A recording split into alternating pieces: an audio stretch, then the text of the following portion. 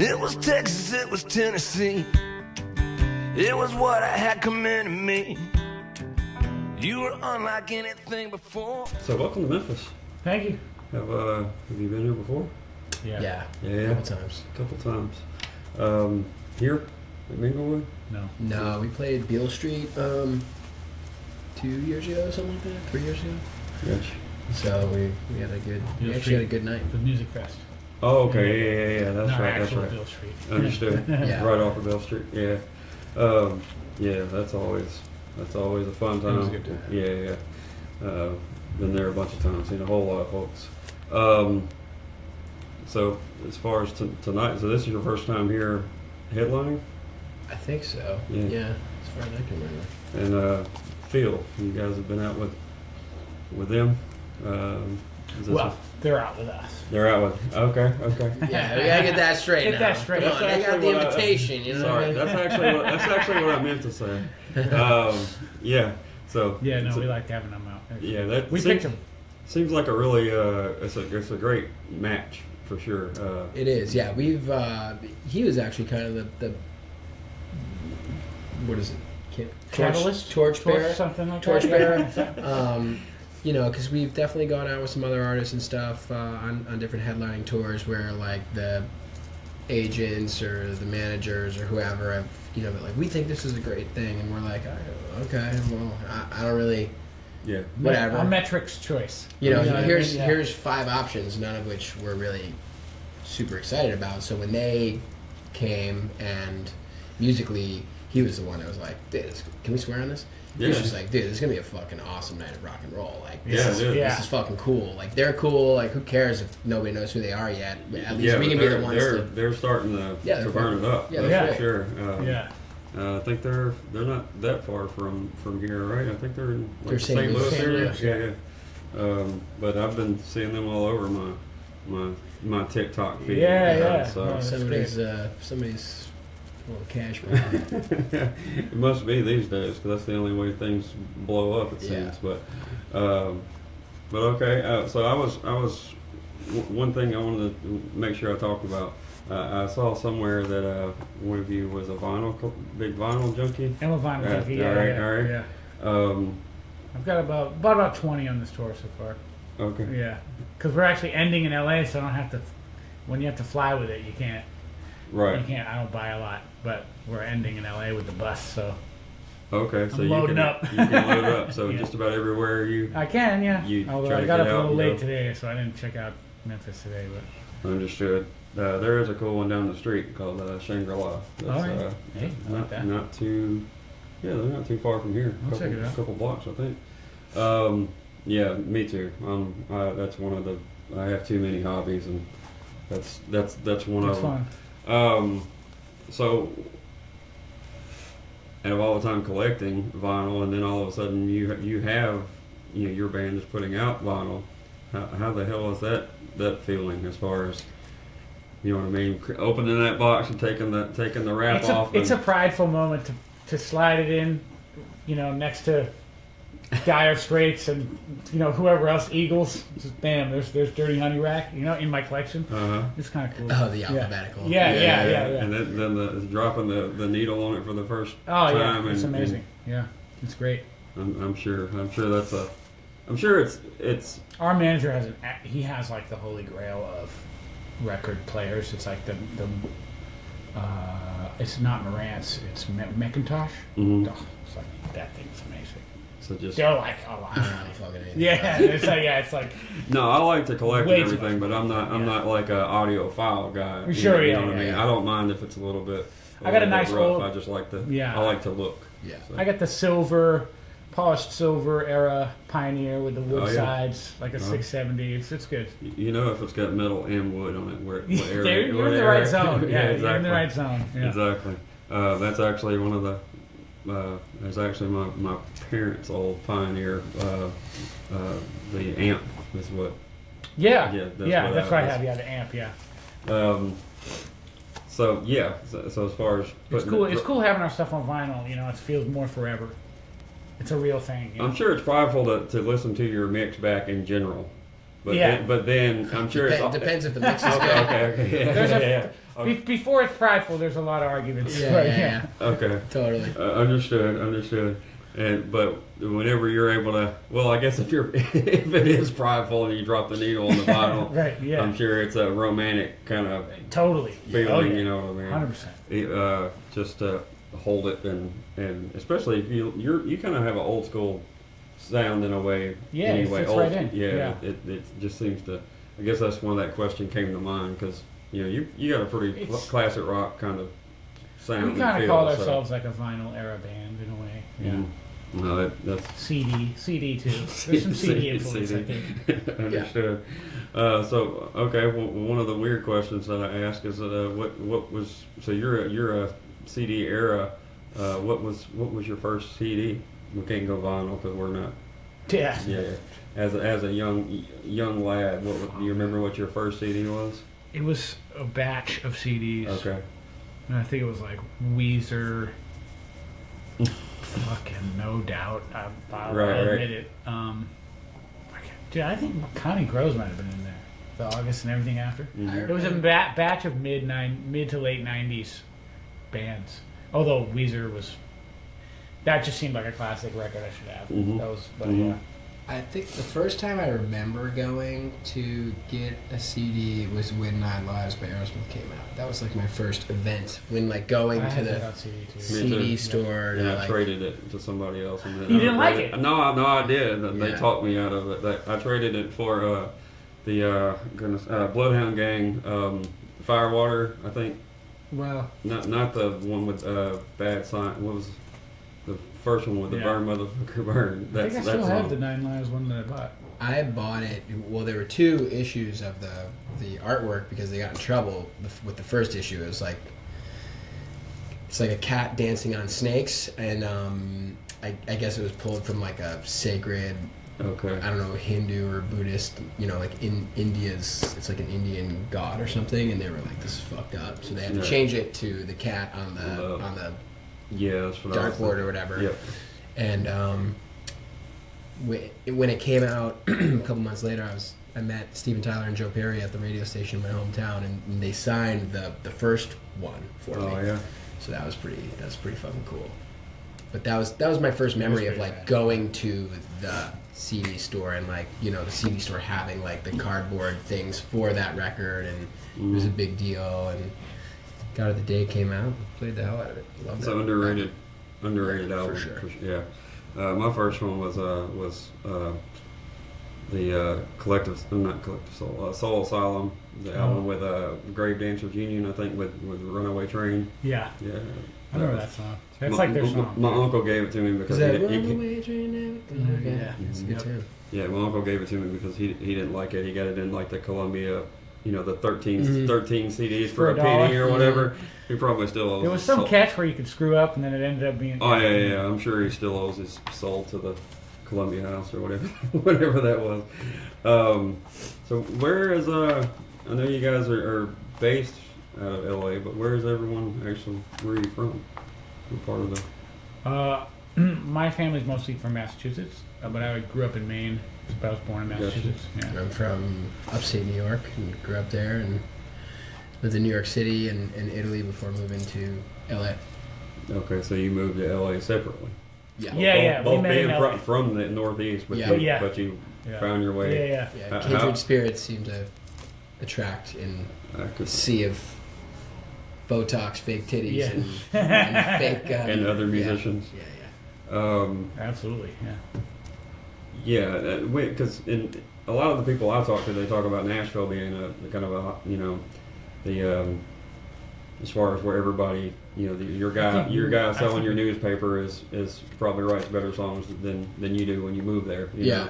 But I imagine LA's got its own situation like that too, and once you start digging. Yeah, it's a lot of all the sidemen. I feel like, well, a lot of them are in Nashville too for the country stuff. But I feel like when I listen to interviews and stuff, and there's an artist with like a band that she hired, it's a lot of our friends usually are in those bands. Oh yeah, guys that we came up with when we.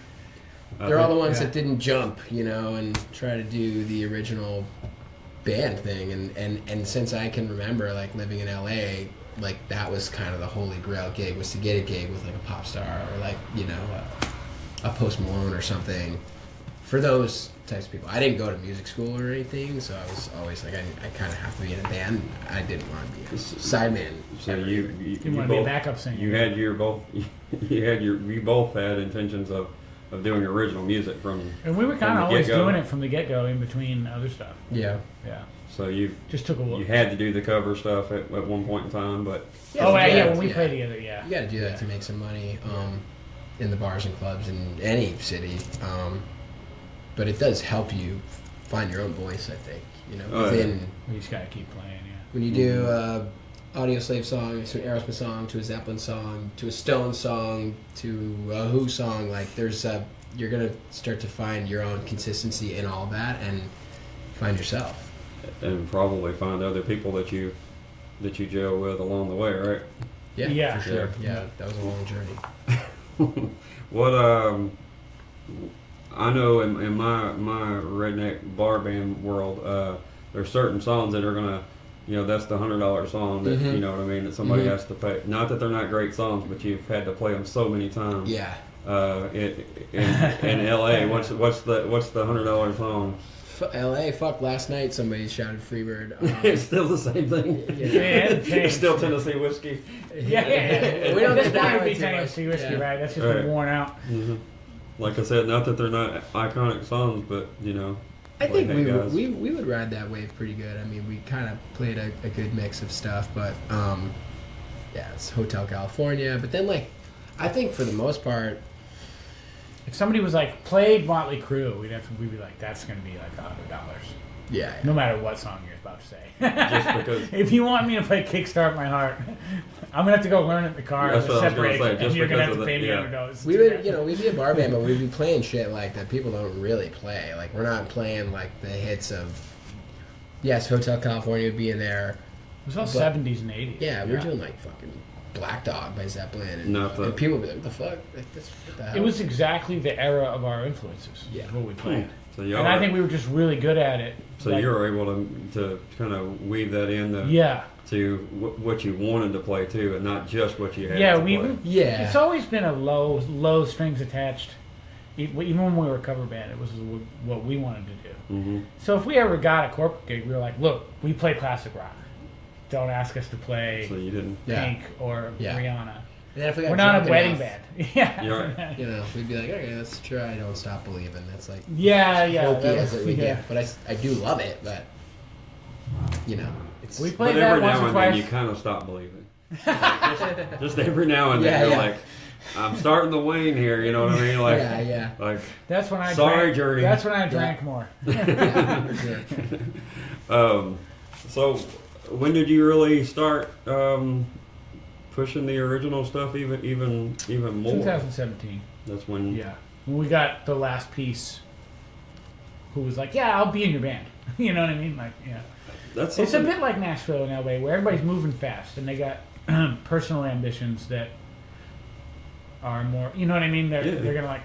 Personal ambitions got in the way of an original project for a long time. Yeah, that sucks. Everybody's like, "Hey, I'm here. I'll play your gig.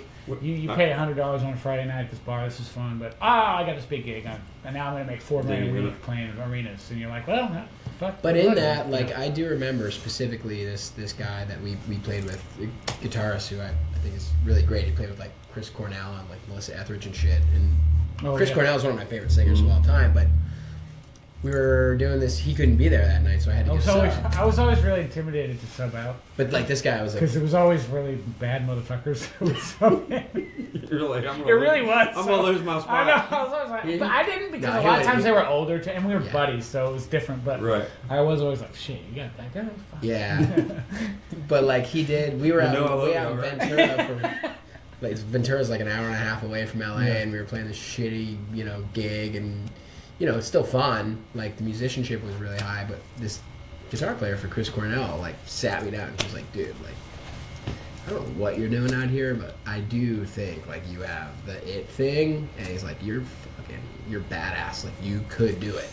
And it really meant a lot to me at the time because he was so close to, like, one of my favorites. Mm-hmm.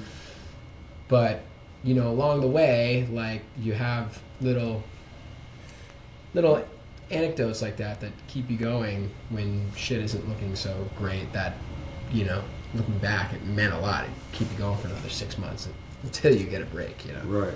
Well, one of the things I like to ask is at least from the singer-songwriter world, and I want to talk about that too, but how, say like a guy, he's opening for somebody, and he's on stage, and there's a chance a few people in the room know his music, but not the majority. Mm-hmm. And then he can see the light bulb going off that these people are digging what I'm doing. Yeah. You know what I mean? Yeah, that happens for sure. How is that from your point of view?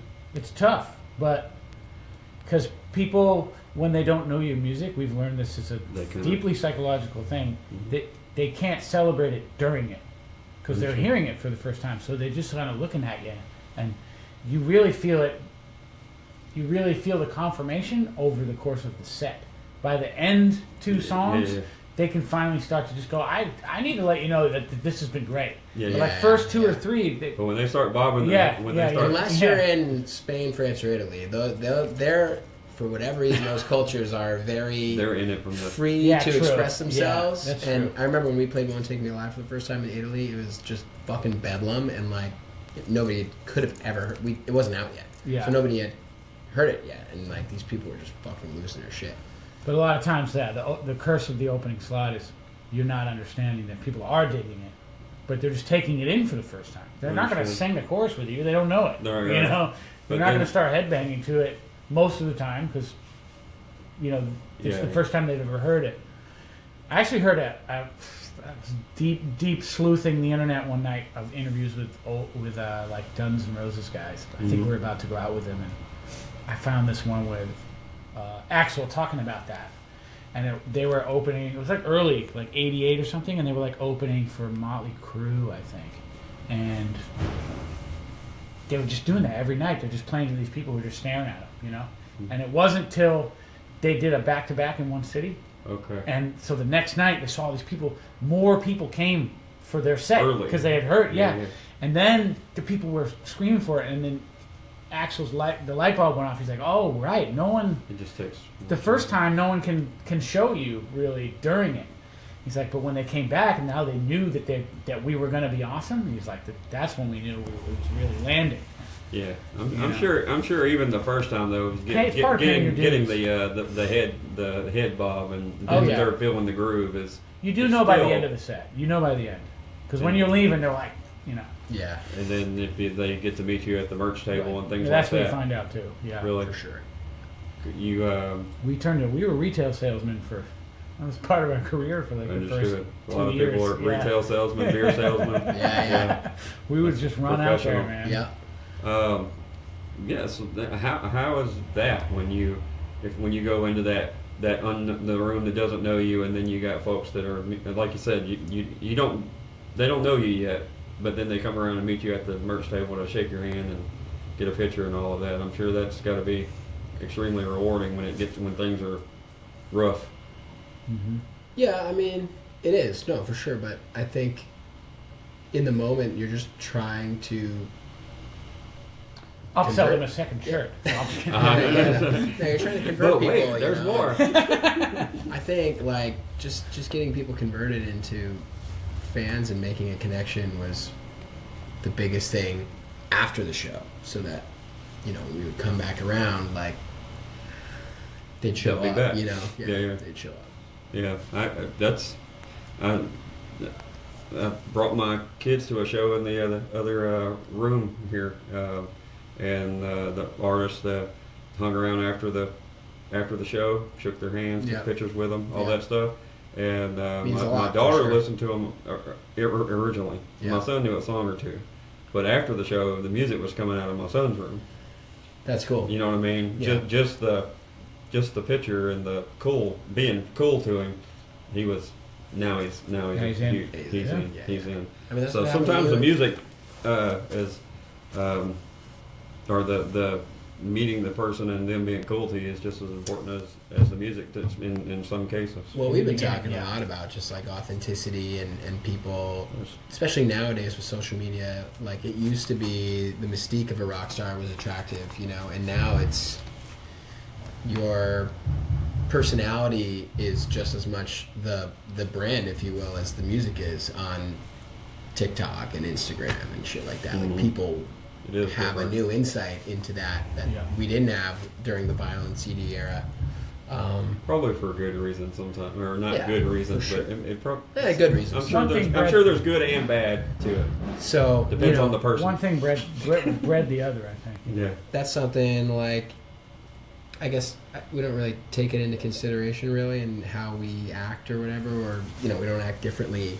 Yeah. You know, you got to be yourself, and that's the most important thing. But yeah, navigating that these days when it's a pretty new thing is fucking weird.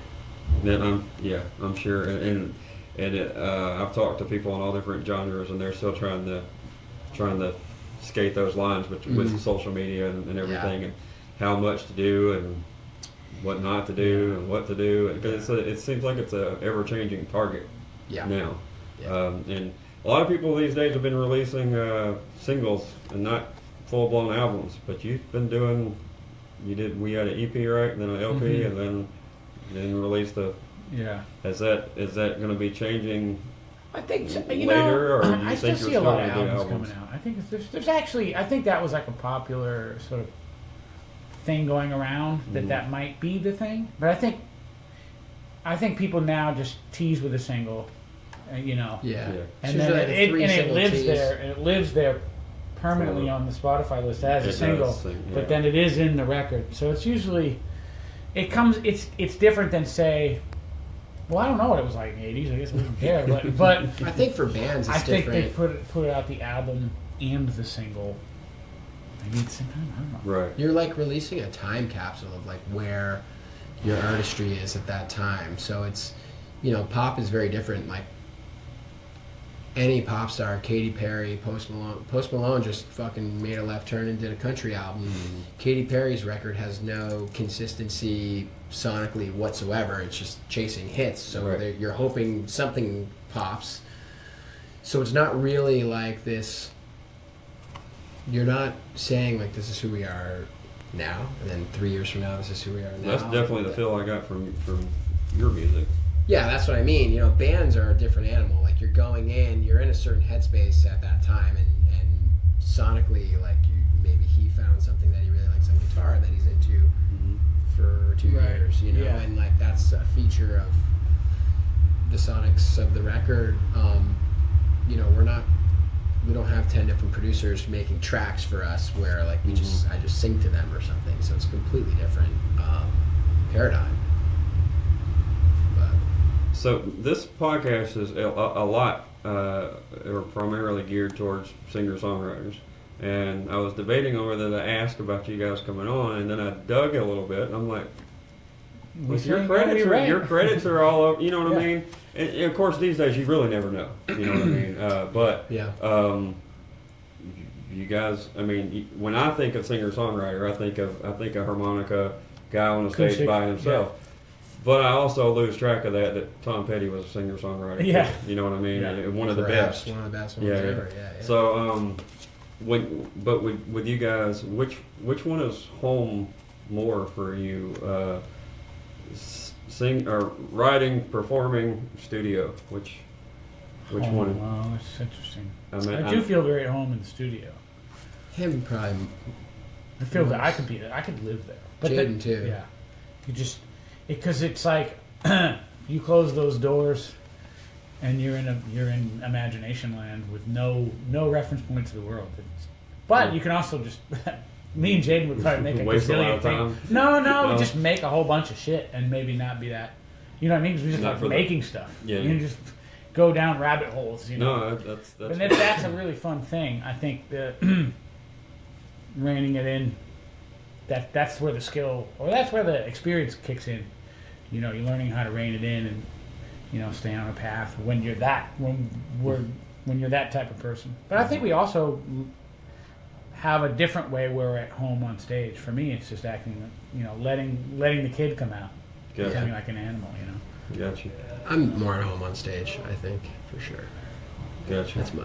What about the songwriting standpoint? Is that something that everybody does independently, or you do as far as a group, or do most of your songs start as a melody? No, it's a little bit of everything. There's no cookie cutter way for us to do it. There's literally anything. You can come up with a sick riff. You got a phone full of riffs that you dive. Where somebody's got a notepad full of one-liners, but you got riffs. That's it. You got riffs. Me just fucking singing bullshit into my phone. I was just doing it on my bike on the way here. Like I've been working on one of these songs, like that. The arrangement is pretty much done, and like I feel like a lot of times when you're just scatting stuff, the lyric will come out and it makes things really easy, and then sometimes it fucking takes a long time to find the right thing you want to say for that music. And there's one that I would love to play tonight if I had the right thing to say and it, that fit the melody we're doing, but I don't quite have it yet. Gotcha. A couple quick questions. What was your first concert that you went to in general? And what was the first concert that you paid to go to? That you chose to go to as a young adult? Both mine were Aerosmith. Okay. Yeah. Mine was actually a Fish festival. Okay. Yeah. Which was a complete. Is that the one that was like a mind fuck just in general, because my friends talked me into going, and I was like, I've never even heard of this band. Right. Like, they're not on the radio, they're not on TV, they're not on MTV. Like, how? What? And it was like, it was in my backyard essentially in Maine. You know what I mean? Like, I was like, they're coming here? Like, I live in the middle of nowhere. And then it was like 70,000 people came, and then I was like, it's a festival? Is anyone else playing? Like, I was just like, what is? I got so many questions. I have so many questions. I'll go, and it ended up that was kind of like, that told me you really can make things however you want them. It was like a huge lesson. You can still be original. Yeah, just because I was like, you guys are gonna play 6 sets, and everybody signed up to come up, drive up here, and they're gonna play covers too. They play covers, yeah. They'll play. It's loose. It's a loose cover of what they want. It always sounds like them. It's never a good, like, sort of like, Yeah, they're wedding band representation. Yeah, they're just taking the. They're doing their thing. They're taking the lyrics and then running from there. That was my first concert. No. So it was kind of a whole experience. The weekend. Well, that was the first one that you I paid to go. Yep. I got you. My first one was Candlebox. Back in wow. The day. Yeah, that was. Do you know the guy who? First time I saw someone flash away. Did the sound at the Lockdown Live? His name is Dish. He was doing like the audio there. Mm-hmm. He's played for Candlebox a bunch of times. His joke is he was like, because that's the thing about LA. Back to this, musicians. Everybody you run into done this, that, the other thing. Like, and he just looked like a rocker dude doing sound at a shitty club. But he's like, I'm the 3rd, 7th, and 11th drummer for Candlebox. That's funny. I'm sure it's true, but it's funny that he kept up with the numbers. Yeah. He's like, it's fucking. Everybody's done kind of like a big gig, or they're on one, or something. That's what's kind of cool about that town. Different. Yeah. So who are some folks that you found yourself around along your journey? I mean, I know you've got a long list at this point, but who are some folks that you found yourself around and you're like, holy fuck, like how did I get here? Yeah, that was Axel. He got to hang out on Axel's bus, private bus. That's insane. Mm-hmm. I was like, people would pay $1 million to be doing this right now, drinking fucking Dom and fucking tequila with Axel. Like, he's so cool. But yeah, I mean that was a long time in the making, just because we've been around them so much and opened for them a bunch, and I've been hearing to the grapevine, that he really likes us and shit, and that was cool. But then I went down on my own accord on a night that we weren't opening for them, to San Diego. Just went to the show. I was like, because we'd done like a run of like, I don't know, 8 or 10 shows or something with them, and we were always like flying in, flying out, like halfway through their show because we had to drive an hour and a half back to the whatever airport it was and get out early next morning. And I was like, I'm just gonna go. Their tour, their long ass historic run is ending, and I just want to go and experience the whole thing one more time. And fucking right out of the gate, I knew Axel like was on that night. I was sick, and wound up hanging out with him till like 4 in the morning, and then had to drive back to LA. Didn't I read that that Slash was one of the ones that kind of gave you all some For sure. some motivation along the way as far as just getting rolling? Did I read that? He was just the first one to take us out on tour with Slash and Miles Kennedy and the Conspirators, and that was for sure a pinch me moment for him, like sound checking after Slash, and him being right Not down there. intimidating at all, right? Yeah, right. No.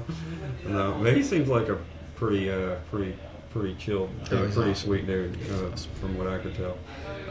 All right, so this is the last question, and this is definitely a southern thing. The only person that I asked it was from the Northeast. He didn't even know what this was, so maybe I shot in the dark. What is your favorite Little Debbie cake? You mean like the brand? Yes. Yeah. I don't know which ones they make. Yeah, Little Debbie. Do they make the Swiss rolls? Yes. Oh, that's my favorite. Okay. Little Yeah. Debbie cake. That's Yeah. The like fudge round, zebra cakes, all that. I mean, You know which ones I'm talking about, right? The black ones? Yeah. yeah, that's Those what are that's good. getting. It gets named quite. It started off as a joke to ask that, and then Swiss rolls. now it's a requirement. what's that I the ask. Hostess thing called?